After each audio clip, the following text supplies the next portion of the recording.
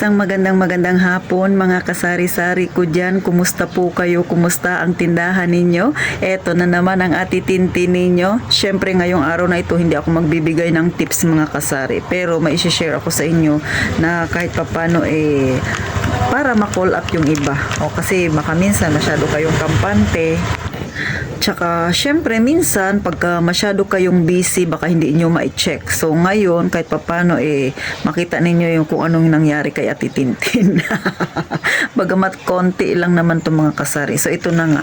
So, nakikita ninyo, 3 pirasong top at saka 4 na piraso na Nescafe single na latte. So, wala na itong laman. Pinangtatanggalan ko ng laman. Tinapon ko ang laman bago ko ito itapon sa basurahan. Inabutan ng expiration. O, ganun mga kasari. Sa sobrang busy ko. Sa totoo lang, noong January, nag-check ako ng item ko. So, lahat naman ay okay. Pero ito nga, hindi ko napansin na may 2 months na lang pala siya. So, March yung expiration niya ngayon ay April na. So, mga ilang araw na siyang expired, pero ayoko siyang i-consume kasi nga ayoko na masira ang tiyan ko. Sabihin na natin hindi naman ganun ka-sensitive ang tiyan ko, pero nag-iingat ako kaya maedad-edad na yung Ate Tintin ninyo. Baka sa sobra kong pagkukuripot, sa sobrang katipiran, baka mahantong ako sa ospital. Kaya ayan, tinapon ko na mga kasari para hindi ko na magamit pa. O, di ba? So, lahat naman, na-check ko na yung aking paninda. Kanina nag-double check ako. So, wala namang expired. So, ito lang talaga. Ito lang yung nakita ko na nag-expired mga kasari.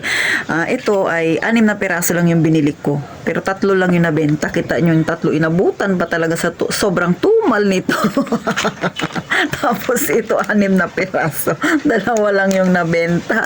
Yung 4. Ayun, nag-birthday na. Pambira talaga.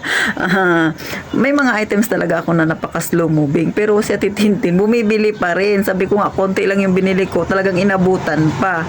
Kaya lang, hindi ko kasi siya na double check na nung nakaraan mga kasari. So, January ako nag-check. Umasa ako na wala sa isip ko na 2 buwan na lang pala ma-expired na siya. So, akala ko mabebenta pa siya. Ang kaso sa sobrang tumal, 2 buwan, ito na nangyari. Alam niyo mga kasari, ako talaga napaka-busy kong tao. Kasi nga, gaya nung naikwento ko sa inyo nung January, di ba, nagpa-check ako, nag-renew ako ng aking business permit. Tapos sa business permit, mayroon yan siyang medical. So yung medical, dinala namin doon sa City Hall. So sabi ni doktor, mataas yung cholesterol ko. So kailangan kong magbawas ng timbang, mag-jogging-jogging. So ito na nga, nagja-jogging na ako, so nadagdagan na yung busy ko. So gumigising ako ng 4:30, tapos umaalis ako, pumunta ako sa baybay, doon ako nagja-jogging. So mga 1 oras ako doon. Pagkatapos kong mag-jogging ng 1 oras, bago mag-6 ako ay namimili sa palengke. Pagkatapos kong mamili, diretso na ako uwi. So nagbubukas ako ng tindahan ko ay 6:30 na. So tiyagaan lang talaga. Medyo okay na rin naman yung cholesterol ko sa tingin ko. Pero tuloy-tuloy pa rin ako para maging healthy pa tayo. Kaya lang, sa sobrang busy ko na nga, ito na nga yung nangyari. Hindi ko naalala na meron na pala akong pa-expired na paninda. Inabutan na siya. Nalulungkot ako kung sa nalulungkot. Kasi, kahit baka sabihin niya, Ate Tintin, kunti lang naman yan. Kunti nga. Pero syempre, puhunan pa rin. Pero kayo dyan na mga nanonood sa akin, wag rin kayong pakampante. Sa bagay, napakaliit lang na halaga ito. Pero ako talaga nanghihinayang ako mga kasari. Kasi pagka mga ganito, yung malapit na expiration, minsan, kinukonsume ko na siya o kaya binibenta ko siya ng mas mura, ibinabalik ko lang siya sa punan. So ngayon, hindi ko siya napansin. So wala akong magagawa, inabutan na ng expired mga kasari. So ngayon, kaya ko naikwento ito para kahit papaano mga kasari, maging aware din kayo kahit sa sobra nating busy, huwag kalimutan na mag-check. At baka magaya kayo kay Ate Tintin. Bagamat maliit lang naman ito, pero 'di ba, sayang pa rin. O kung nabenta ko yun, di kumita pa ako. So ganun lang mga kasari. Sa bagay, ganun talaga yung buhay nating mga may tindahan. Minsan may pagkalugi, minsan medyo okay naman din. Pero sana maiwasan yung ganito. Kung sana hindi lang ako naging kakalimutin dahil nag-check ako nung January at napansin ko na ito kung tinabi ko na sana. Di sana walang ganito ngayon mga kasari. Pero okay naman din ako, thankful ako kasi sa lahat ng mga yan, ayan na nakikita ninyo na mga dilata ko, ay wala naman akong expired yan kasi nga may 5 po ako. Medyo nahirapan lang ako dito kasi nga nasa taas. Tsaka iniisip ko kasi pailan-ilan lang siya, so expected ko mabebenta naman siya kasi nga 6 na piraso lang naman yung binili ko. Tapos ito yung nangyari. Ay naku mga kasari. Kayong mga may malalaking tindahan, mas aware sila. Ako nga maliit ang tindahan ko, naka-expired pa ako.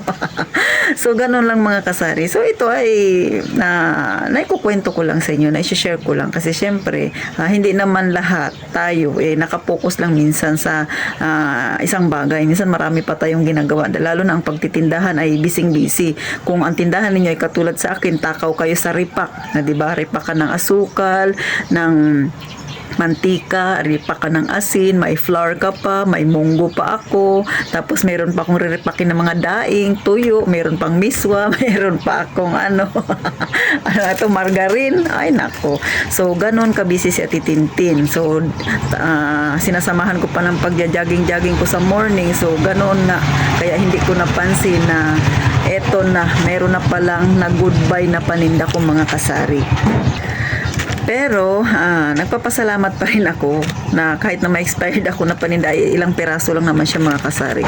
Kaya baka sa susunod na, ngayon ay April, May, mga June na naman siguro mag-check na naman ako ng ibang paninda. Kasi ayoko nang maulit pa ito. Pero syempre, minsan kasi hindi naman tayo perfecto. Lalo na kung busy tayo. So pag dumating na yung ganyan, ano pa bang gagawin natin, di ba? Syempre, bawas na ang puhunan natin. So, kaya nga ngayon ay share ko para syempre may tatawa sa akin, may katawanan ako sa nangyari sa akin. Pag busy-busyhan dito sa tindahan mga kasari. So, wala na tayong magagawa, nandyan na yan. Pero kayong mga nanonood sa akin na may tindahan at lalo na yung mga may anak niya na maliliit. Syempre, mga nanay busy-busy yan, huwag kakalimutang mag-check ng inyong mga paninda, lalo na yung maiksi lang yung yung itinatagal katulad ng pansit, mga noodles na yan, so maiksi lang yan, ilang buwan lang yan. Itong kape naman ay medyo matagal din. Pero dahil nga sa napakatumal niya, wala na tayong magawa, nangyari ang nangyari. So, ganun na lang mga kasari.